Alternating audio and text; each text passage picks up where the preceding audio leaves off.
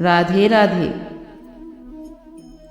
वाणी मनुष्य को मिली सबसे अद्भुत भेंट। ये वाणी ही है जो मनुष्य को संसार में सबसे अन्य जीवों से भिन्न बना देती है, संसार में सबसे ऊपर ले जाती है।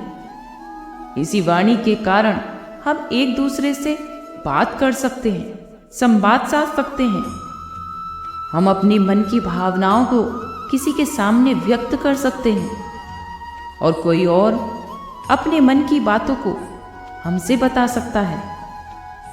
और ये वाणी ही है जो हमारी सबसे बड़ी ढाल भी है। अब देखिए ना, आपने देखा होगा कि किसी की वाणी मीठी होती है तो लोग उससे प्रेम करते हैं, उसे अपना मित्र बना लेते हैं। और यदि किसी की वाणी कड़वी होगी तो लोग उससे घृणा करने लगते हैं, उसे अपना शत्रु मान लेते हैं। ये वाणी ही है जो भाषा बनकर हमारे इतिहास लिखती है। क्या हम वाणी के विषय में इतना सोचते हैं जितना हमें सोचना चाहिए? सोचिए, मनुष्य को बोलना सीखने में कितना समय लगता है। कुछ बालक 1.5 वर्ष की आयु में बोलना शुरू कर देते हैं, कुछ 2 वर्ष और कुछ 3 वर्ष।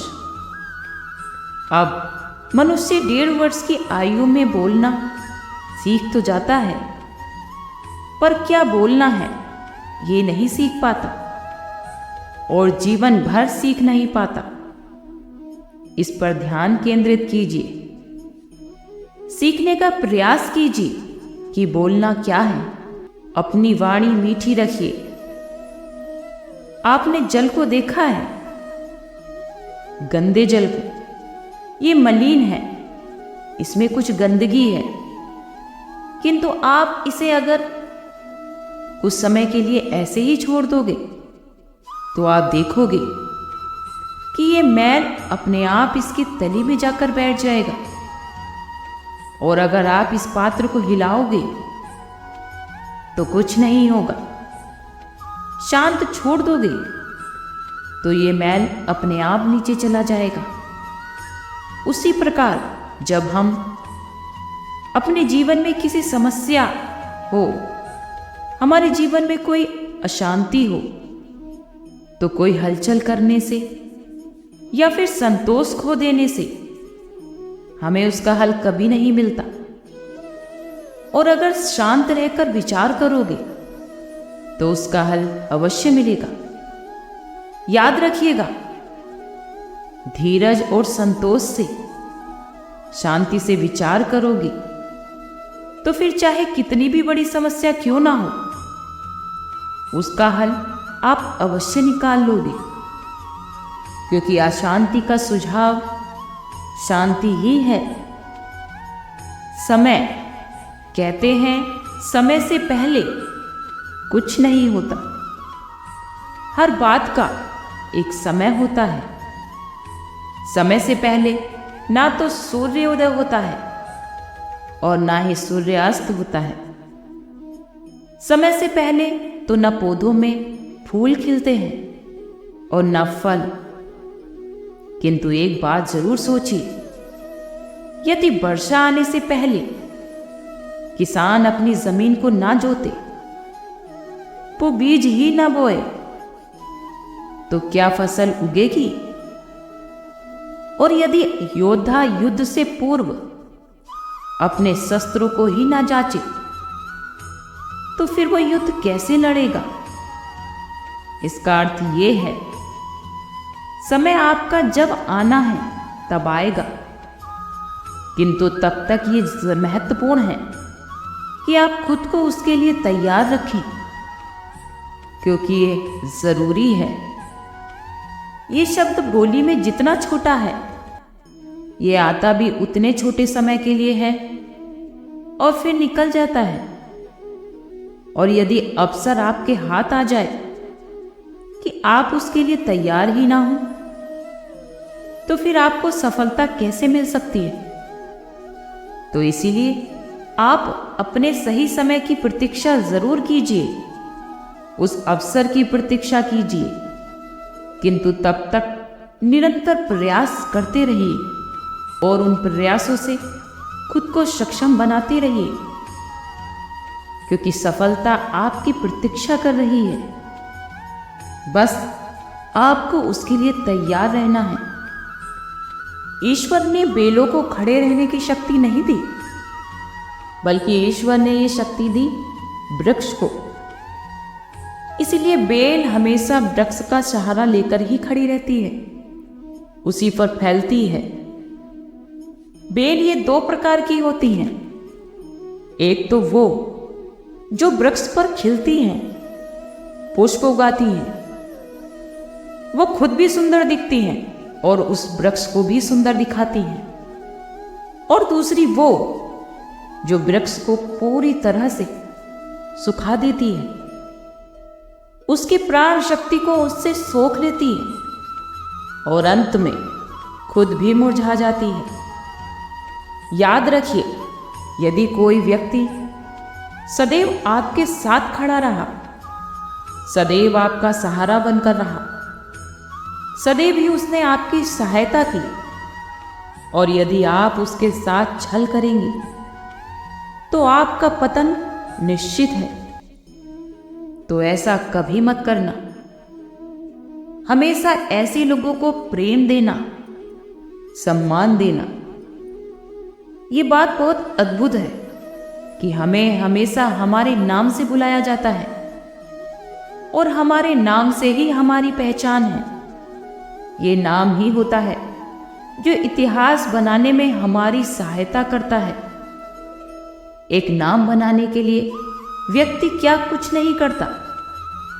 नाम पर कलंक न लग जाए, इसके लिए क्या क्या प्रयास नहीं करता।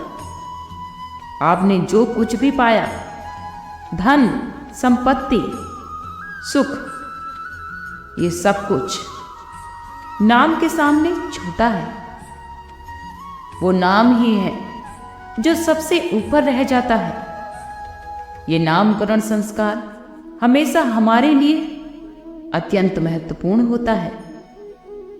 आपको क्या लगता है मैं किस नाम की बात कर रही हूं? वो नाम जो हमने जन्म से पाया? नहीं, मैं उस नाम की बात नहीं कर रही हूं, बल्कि मैं उस नाम की बात कर रही हूं जो हमने हमारे कर्मों से अर्जित किया है। जो जन्म से प्राप्त हुआ वो तो एक दिन मृत्यु के साथ चला जाएगा, किंतु जो नाम हम कर्मों से प्राप्त करते हैं वो हमें सदा सदा के लिए अमर कर देता है। माता पिता से हमें जन्म मिला, जन्म से मिले संबंध मिले, समाज से मित्र मिले, प्रकृति से भोजन मिला। यदि अगर कुछ ऐसा है जो हमने स्वयं पाया, तो वो है हमारे कर्मों का। वो है वो नाम जो हमने अपने कर्मों से अर्जित किया। इसलिए सदैव श्रेष्ठ का रूप ले। मनुष्य भी कितना विचित्र प्राणी है, हमेशा ही संघर्ष करता रहता है, हमेशा इसी प्रयास में लगा रहता है कि वही सबसे बड़ा बने, हमेशा इसी प्रयास में लगा रहता है कि उसके समक्ष सबके शीश झुके रहे। लेकिन इसके लिए सबसे पहले शक्ति प्राप्त करनी पड़ती। शक्ति को प्राप्त करने का वो प्रयास करता रहता है और शक्ति प्राप्त कर भी लेते हैं, ताकि उसके भय से सबको अपने आगे झुका दे। लेकिन एक बहुत महत्वपूर्ण बात भूल जाते हैं, वो समझ ही नहीं पाते। चलिए मैं आपको उदाहरण देती हूं। कभी आपने किसी वृक्ष को देखा होगा, उसकी डालियां भी देखी होंगी, जो फलों के बोझ के कारण झुक जाती हैं। फल टूटता है और वो ऊपर जाती है, फिर एक और फल देती है, वो टूटता है, फिर और ऊपर जाती है, सदैव झुकी नहीं रहती। कभी कभी चलते चलते आपने देखा होगा आपका पैर किसी पौधे पर पड़ जाता है तो पौधा झुक जाता है, पौधा दब जाता है। लेकिन जैसे ही आपका पांव हटा, पौधा फिर से खड़ा हो जाता है। याद रखिए, ये बहुत ही महत्वपूर्ण बात है। जो शीश डर से आपके सामने झुकते हैं, वो विरोध में सबसे पहले खड़े रहते हैं। आप जीतिए, सबको जीतिए, लेकिन बल के भय से नहीं, बल्कि उन्हें जीतिए प्रेम के द्वारा। चलिए आपको आज एक कथा सुनाती हूं। एक व्यक्ति ने अपने द्वार पर लिख दिया, आज मैं बहुत दुखी हूं, आज मुझसे कोई मिलने ना आए। लेकिन कुछ समय बाद उसका मित्र आया। उसने वो शब्द पढ़े और उसके बाद भी वो जाकर उससे मिला। उसने कहा, मुझसे पढ़ना तो नहीं आता, किंतु मेरे मित्र के मन का ये दुख, ये मुझे अवश्य पुकार लेता है। यही होते हैं सच्चे मित्र, जो बिना कहे आपके मन की बात को समझ लेते हैं। किसी कारणवश आप अगर दुखी हों और किसी समस्या का हल नहीं निकाल पा रहे हैं, इस संसार से कट जाना चाहते हो, तब भी ऐसे मित्र सदा आपके साथ रहते हैं। भले ही चाहे वो आपको कोई हल ना दे पाए, लेकिन संबल बन के हमेशा आपके साथ रहता है। भले ही वो आपका दुख कम ना कर पाए, लेकिन आशा की किरण आपको जरूर दिखाता है। जब आप इस संसार से कट जाते हैं, तब भी वो आपसे जुड़ा होता है, आपका मित्र। और ये सच है, मनुष्य जो है वो बहुत ही विचित्र होते हैं।